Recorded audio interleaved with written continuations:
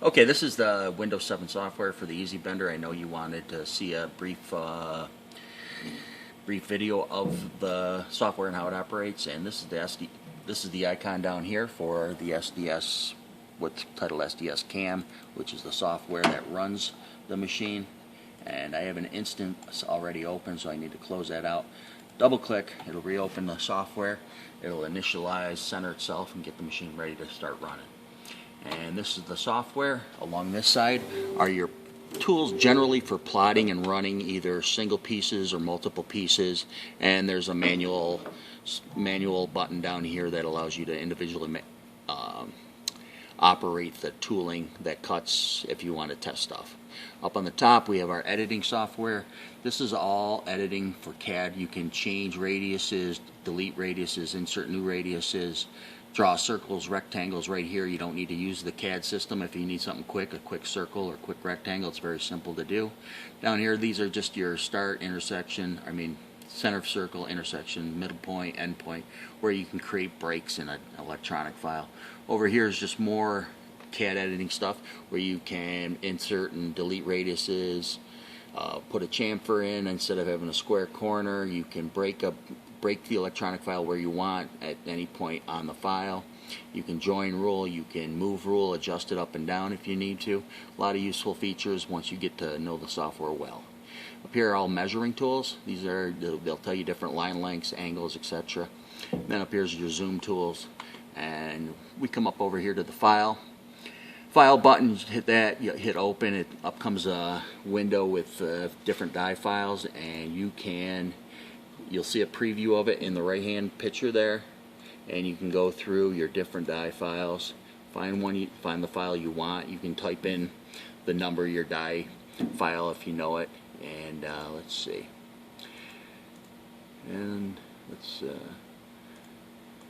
I have a file I was hoping to show you, this one here. We'll open that up, and up comes your file, and it's a DXF file. And what I'm going to do is just bend this piece, plot and bend this piece right here on this one. And you go over here to your left, your columns over here. This is your Toolpath button. You hit your start, you hit your end point, you double click, up comes your Toolpath parameter setting window. Here you pick straight cut or end cut, or straight cut or a miter cut. And what we're going to do, we're going to have straight cut on each end, since we don't need a miter. And over here is quantity.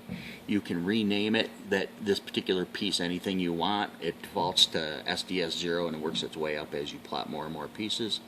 Down here is your bending percentage for your angles and arcs. 100 is the baseline, and we're going to leave it at 100. And let's see. These are some other options that you'll learn during your training. Okay, so now you can hit OK or hit run. We're going to hit run. Just if you want to hit OK, you can go and plot more pieces. But if you want to run a sample piece, you just hit run, and the piece will run.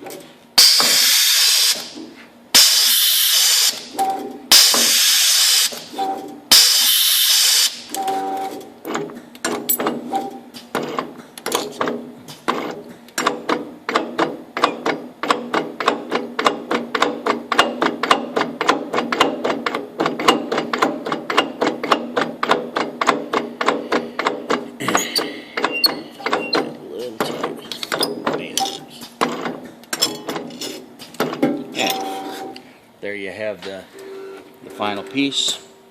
So it looks good. And if we had the die board, we can just set it in the die board. If it needed a little tweaking, you could either go up or down with the pressure very simply. Just go back into your adjust mode. So, okay, that's the basic operation of the software. I'm going to pause for a minute, and I'm going to show you a quick tool change, and how quick and easy it is to change out the nozzle and the cutting module. So hold on one second, we'll be right back. Okay, so now we are underneath the cabinet, and we've lifted this up to show you the